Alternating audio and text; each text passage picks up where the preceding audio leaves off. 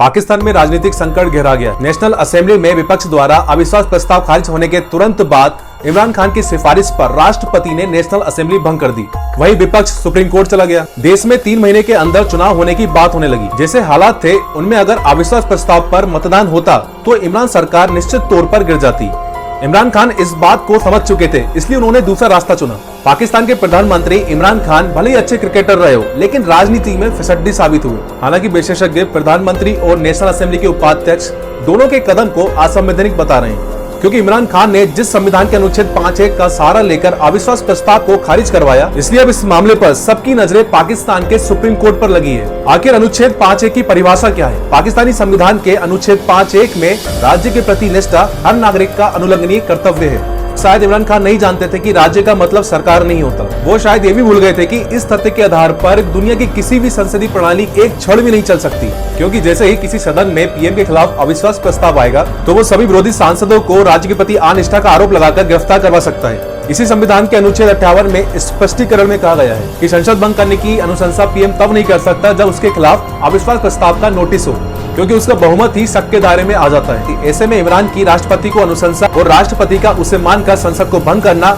असंवैधानिक माना जाएगा। सिर्फ एक चिट्ठी लहरा कर विपक्ष पर आरोप लगाना है कि उसने अमेरिका के उकसाने या पैसे लेके सरकार गिरानी चाहिए, ये संसद भंग करने का कारण नहीं बन सकता, और न ही संविधान पीएम के रूप में इमरान खान को ऐसी कोई शक्ति देता है। देखा जाए तो इमरान खान ने दूसरी ताकतों और विपक्ष के सामने झुकने के बजाय जनता के बीच जाना ज्यादा मुनासिब समझा। यहाँ विपक्ष मानकर चल रहा था कि इमरान खान जाएंगे और उसे सत्ता मिल जाएगी। हालांकि सेना और इमरान के रिश्तों में पिछले कुछ समय से दूरियां दिख रही थी।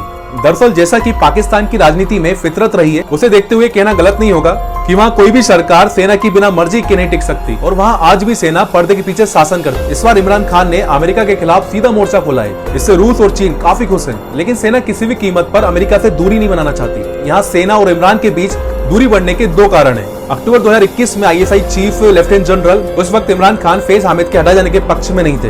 वही माना जाता है कि पाकिस्तान पीएम की हामिद से नजदीकियां थीं, और यही नजदीकियां जनरल बाजवा को पसंद नहीं आई, और इसी कारण बाजवा ने नदीम अंजुम को आईएसआई का डीजी बना दिया। इमरान खान का यूक्रेन युद्ध के दौरान रूस की यात्रा पर जाना महंगा पड़ गया, जबकि 23 साल बाद पहली बार पाकिस्तान के किसी प्रधानमंत्री ने रूस की यात्रा की।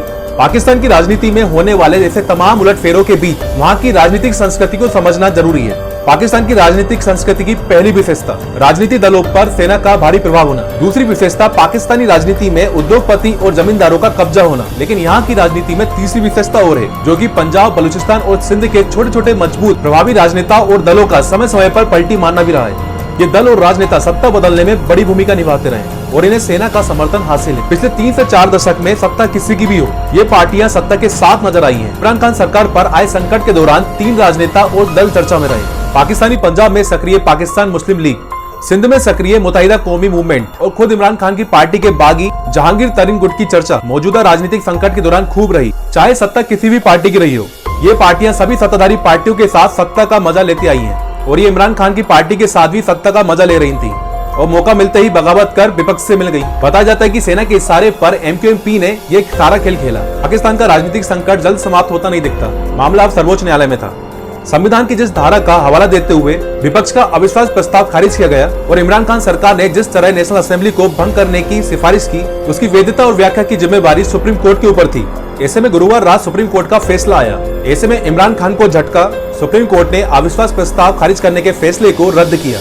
सुप्रीम कोर्ट ने कहा कोई भी सरकार संविधान के ऊपर नहीं है, और ये सरकार ये बात भूल गई थी कि अविश्वास प्रस्ताव को खारिज करना अनुच्छेद 95 का उल्लंघन है। रूस और चीन इस राजनीतिक संकट के बीच क्या रुख अपनाते हैं, ये भी कम महत्वपूर्ण नहीं है। अमेरिका बेशक ये बोल रहा हो कि पाकिस्तान के संकट में उसका कोई लेना देना ना हो, लेकिन ये सच्चाई है कि इमरान खान ने अमेरिका को राजनीतिक विवाद में घसीट लिया है। दरअसल इसकी वजह यह है कि लैटिन अमेरिका से लेकर एशियाई देशों के अंदरूनी मामलों में अमेरिकी दखलंदाजी जग जाहिर है। ऐसे में अगर इमरान खान अपने मंसूबे में सफल हो जाते तो ये एशियाई कूटनीति में अमेरिका की भारी पराजय होती।